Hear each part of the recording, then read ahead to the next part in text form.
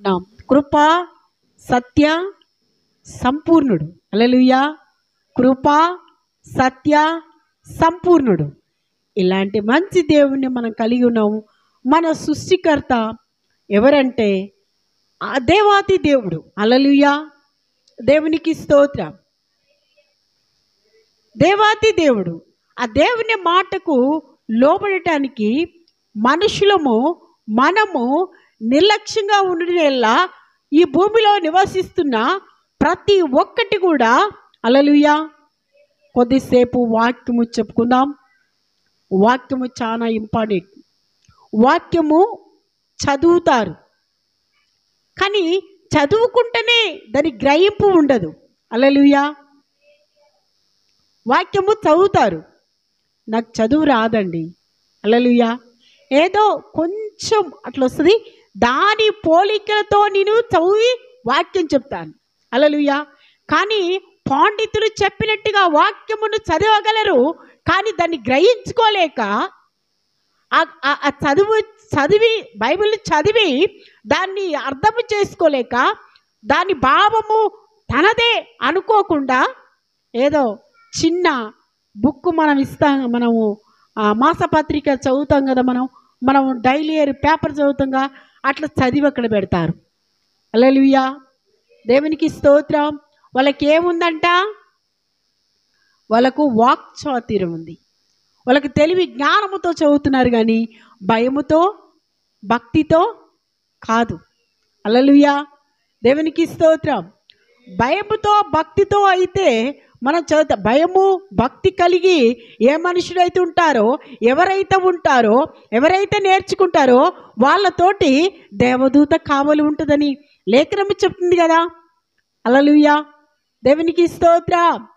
రాత్రి వేళ కలుగు భయముకైనను, పగటి వేళ వెగిరి బాణములకైనను, మధ్యాహ్నము పాడుచ్చే ఈ రోగముకైనను, చీకట్లో సంచరించు తెగులకైనను హల్లెలూయా నీవు భయపడక ఉండు అని వాక్యం చెప్తుంది. ఎందుకు? మన భక్తిగా ఉన్నప్పుడు అవన్నీ మనలో చూసి భయపడతాయట. హల్లెలూయా. మన వాక్యం మన లోపల ఉన్నప్పుడు, మన భక్తిగా నడుచుకున్నప్పుడు, మనము ఆయన మీద మనం గురిపెట్టుకొని ఉన్నప్పుడు అవన్నీ మనలో చూసి భయపడతాయి. దేవునికి స్తోత్రం. వస్తుందండి. మనము అందరూ తిన్న ఆహారమే తింటున్నాం, అందరు పీల్చుకుంటున్న గాలే పీల్చుకుంటున్నాం, అందరు తాగుతున్న నీరే తాగుతున్నాం, కనుక అందరికీ వస్తుంది ప్రాబ్లం. హల్లెలూయా. అందరికీ ప్రాబ్లం వస్తుందండి. దేవుని నామానికి స్తోత్రం. హల్లెలూయా. ఆ మధ్యలో సీరియల్ వాళ్ళు చూసాం, మనం అనుకున్నాం. అతను భార్యను చేసుకున్నాడు, భార్యను చేసుకొని 2 పిల్లలు అయ్యారు. ఈయన ఏదో పని చేసుకుంటూ సీరియల్కి పోయాడు. ఆ సీరియల్లో పక్కనున్నామని ప్రేమించున్నాడు. హల్లెలూయా. ఇంటికి పోవటం బంద్ చేశారు.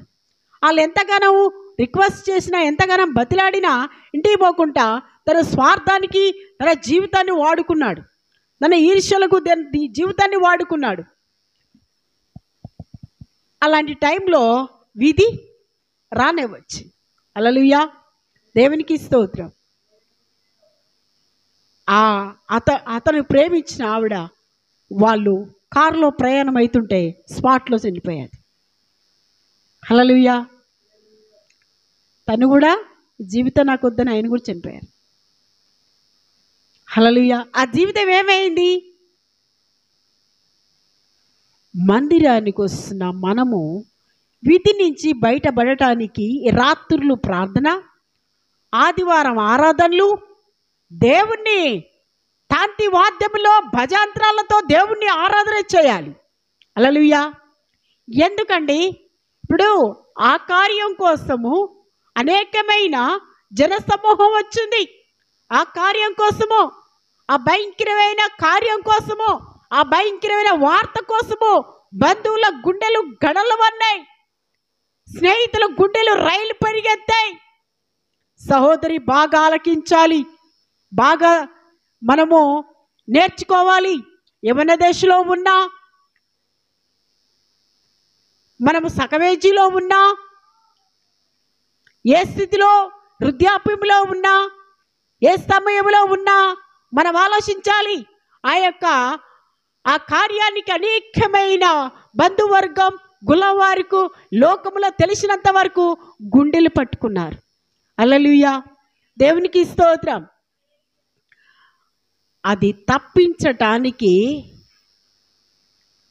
ఈ యొక్క వెలుగులో ఉన్న యేసుని చూడటానికే మనం రండి రండి అని పిలుస్తాం. హల్లెలూయా, మనము త్యాగముతో కూర్చుంటాం.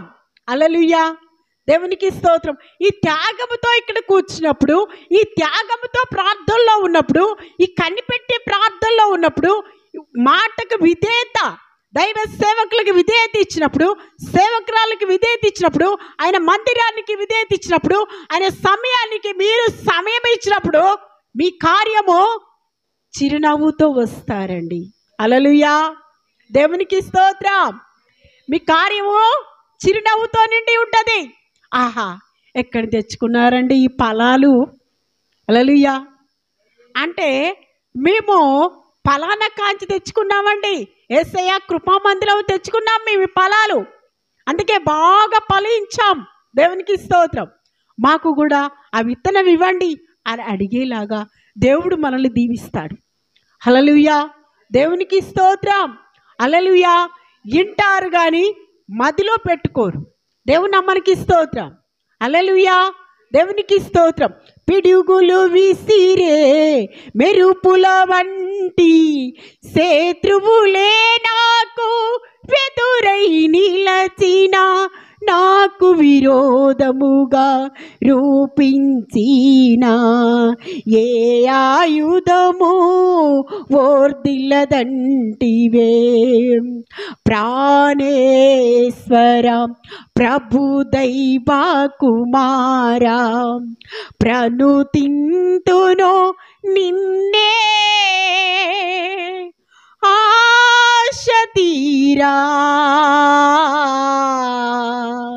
ఆశ తీరా.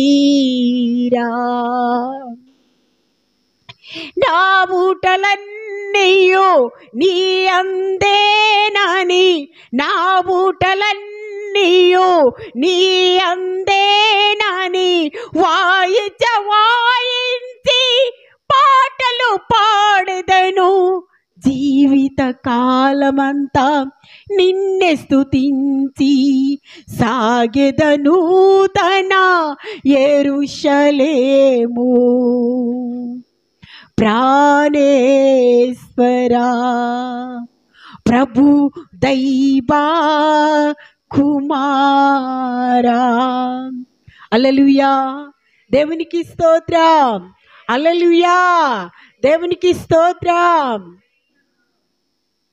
పిడుగులు విసిరే మెరుపుల లాంటి శత్రువులని దేవుడు చూసుకుంటాడు. హల్లెలూయా, నా ఊటలన్నీ నీవే అన్నప్పుడు నీ ఊటలన్నీ అయ్యే ఖాళీగా ఉండవు. హల్లెలూయా, నీ ఊటలన్నీ అయ్యే బావి ఏది ఎండిపోదు.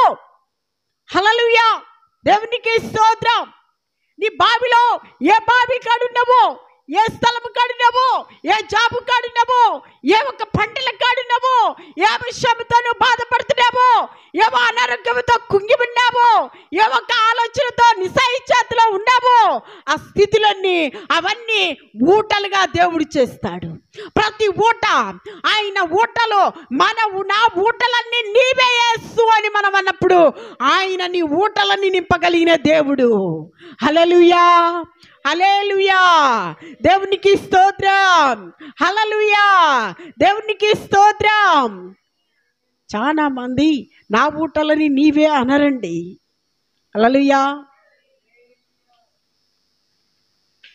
నా ఊటే నీవు ప్రభువా అనరు. అనకనే ప్రాబ్లం ఎదుర్కోవటం, అనకనే నీ జీవితంలో చీకటి ఎదుర్కోవటం. మేము ఆ మధ్యలో ఒక యవనస్తుడు అంటే ఆయనకు ఉంటాయండి 40 years ఉంటాయి ఆయనకు కూడా. ఆయన దగ్గరికి మేము వెళ్ళాం, యవనస్తుడే అనుకోవాలి.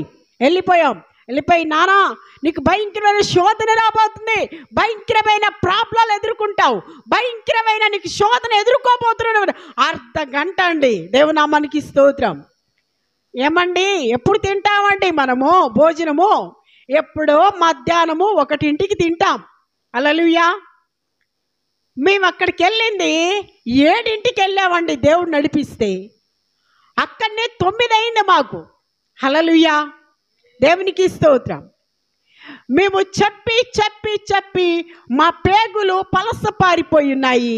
అతను మాత్రము యజ్ఞంగానే తీసుకున్నాడు, యజ్ఞంగానే చూశాడు, యజ్ఞంగానే తీసి పక్కకు పెట్టాడు. ఇప్పుడు ఏమైంది తెలుసా?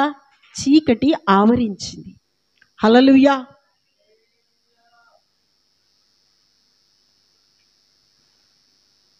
నీతిమంతుల గుడారాలలో వినబడుచున్నది రక్షణ సంగీత సునాదము.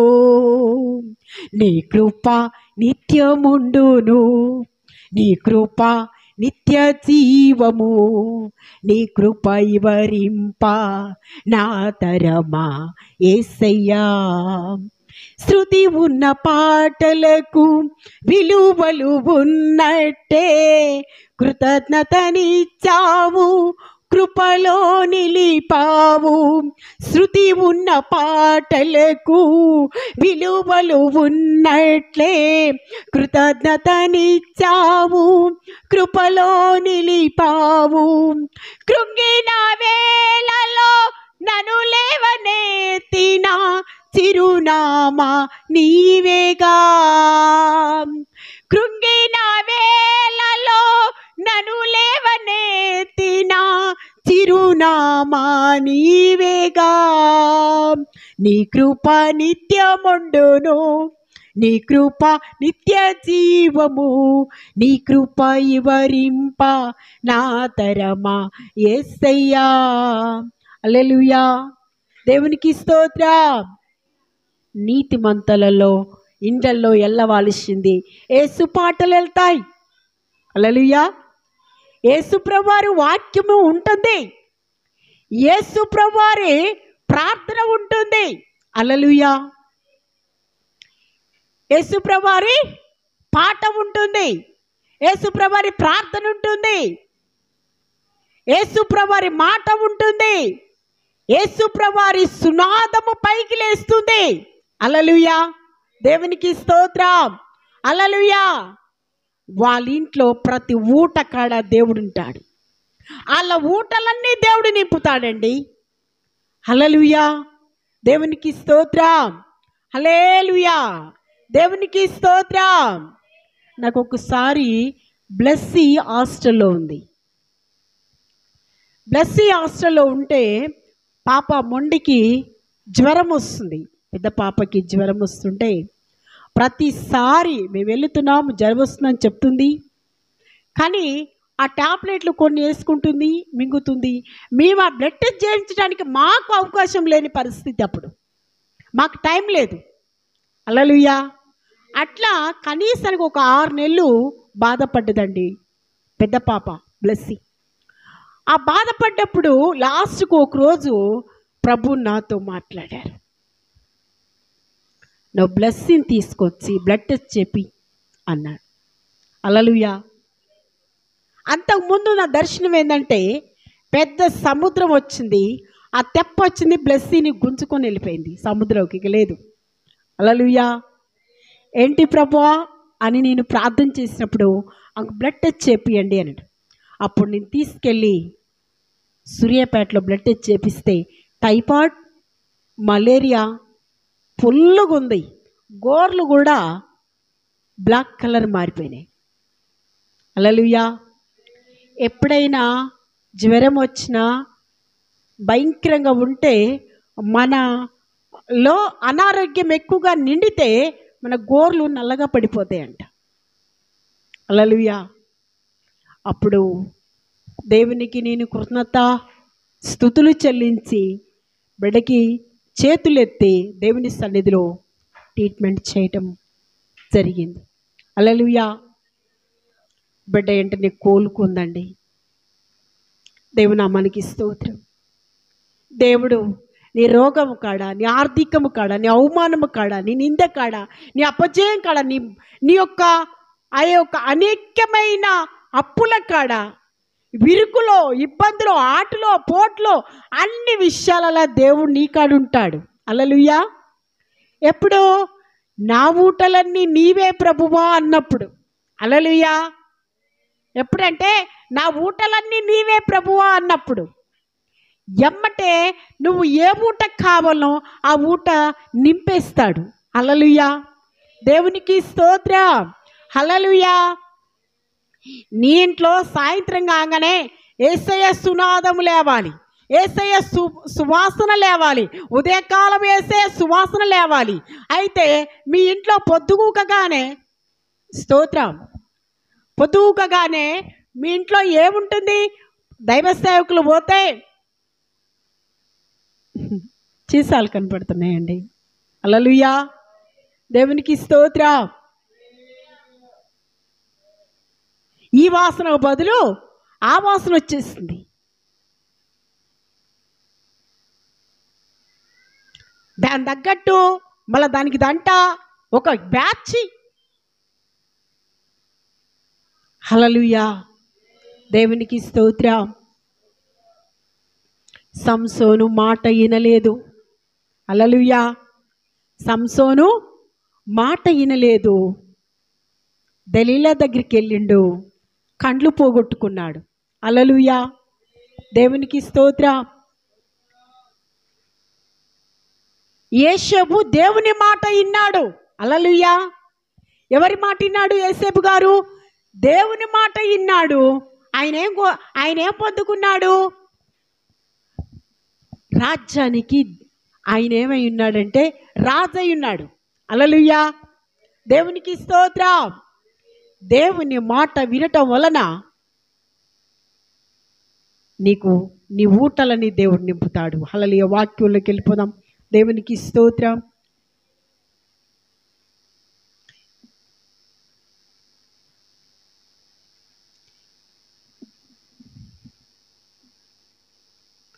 దేవుని నామానికి స్తోత్రం. కీర్తనలు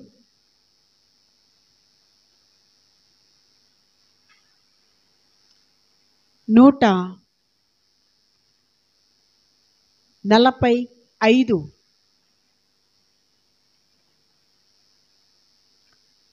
9వ వచనం కాదు చదువుకుందాం. హల్లెలూయా.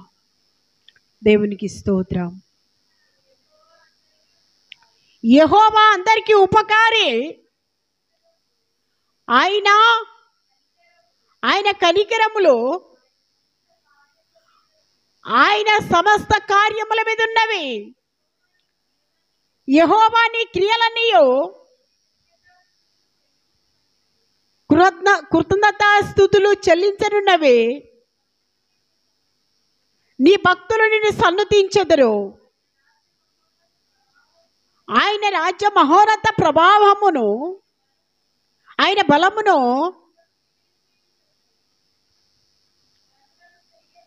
నరులకై తెలియచేయుటకై నీ భక్తులు నీ రాజ్య ప్రభావమును గూర్చి చెప్పుకుందురు, శౌర్యమును గురించి పలుకుదురు. నీ రాజ్యము శాశ్వత రాజ్యము, నీ రాజ్య పరిపాలన తరతరములు నిలుచును. యెహోవా పడిపోవు వారందరినీ ఉద్ధరించువాడు, కృంగిపోయిన అందరినీ లేవనెత్తువాడు. అమ్మా, సర్వజీవుల కన్నులు నీ వైపు చూస్తున్నవి. తగిన కాలమందు నీవు వారికి ఆహారం ఇచ్చుదువు. దేవునికి స్తోత్రం. హల్లెలూయా. దేవునికి స్తోత్రం. ఆయన యొక్క మహాత్యమును తరతరములకు ఉంటుందంట. దేవునికి స్తోత్రం. తరతరములకు ఆయన మహాత్యం ఉంటుందనేమో. ఆయన లేఖనాలు, ఆయన యొక్క సమస్త కార్యాలు ఆయన వెల్లడి చేస్తున్నాయి. వీళ్ళున్నారే, ఈ యొక్క ఏమి పని పాట లేనివారు, మంచిని తొలగిద్దాం, చెడును అందరికీ పోద్దాం అని చెప్పేసి ఇప్పుడు ఒక కొత్త బ్యాచ్ తయారైంది. హల్లెలూయా. మంచిని భూమి నుంచి తొలగించడానికి ఎవరు సాధ్యమని అవుతుందా? దేవునికి స్తోత్రం. అది ఎవరి సాధ్యమవుతుంది? చెడును తొలగించి మంచి పనులు చేయడానికి సాధ్యం అవుతుంది. దేవునికి స్తోత్రం. కానీ మంచిని మాత్రం భూమి నుంచి తొలగించడానికి ఎవరి సాధ్యము కాదు. దేవుని నామానికి స్తోత్రం. చెడు చేసిన వాడు ఎప్పుడైనా సిగ్గుపడవలసిందే, మంచి చేసిన వాడు ఎప్పుడైనా ఘనపరచబడవలసిందే. హల్లెలూయా. ఘనత ఎప్పుడు వస్తుందంటే మంచి చేసినప్పుడు వస్తుంది. అవమానం ఎప్పుడు వస్తుందంటే నీ యొక్క ఘనహీనత ఎప్పుడు వస్తుందంటే కీడు చేసినప్పుడు వస్తుంది. హల్లెలూయా. దేవునికి స్తోత్రం. ఆయన మహాత్య కార్యములు చేయువాడు ఆయన. దేవుని నామానికి స్తోత్రం. ఈ మహాత్య కార్యములు చేయవారిని ఎవరు కదిలించగలరు? ప్రభావం కలిగిన ఆ దేవాతి దేవుడు ఏమైనాడు? ప్రవాహము ఉన్నాడు. వచ్చే ప్రవాహాన్ని ఎవరు ఆపగలరు? హల్లెలూయా. దేవునికి స్తోత్రం. హల్లెలూయా. దేవునికి స్తోత్రం. బిలాము ఆయన ప్రజల్ని శపించడానికి బయలుదేరి ఉన్నారు. ఆ బయలుదేరి ఉన్నప్పుడు ఆ యొక్క అతనే ఆయనకే రివర్స్గా అయిపోయింది. అతను ఇంకా లేడు. దేవునికి స్తోత్రం. దేవుని స్తుతించనీయండి ప్రజల్ని.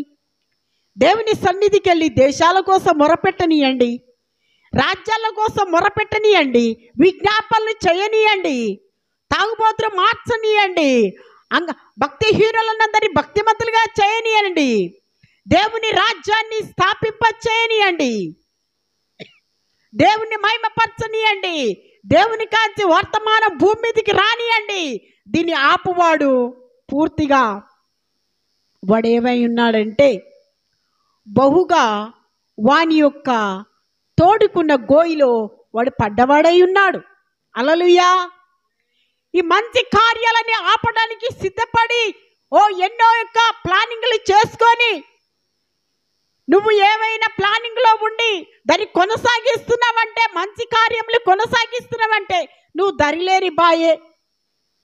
దరిలేని బాయి కాడ అంచు మీద ఉన్నట్టు. హల్లెలూయా. దేవునికి స్తోత్రం.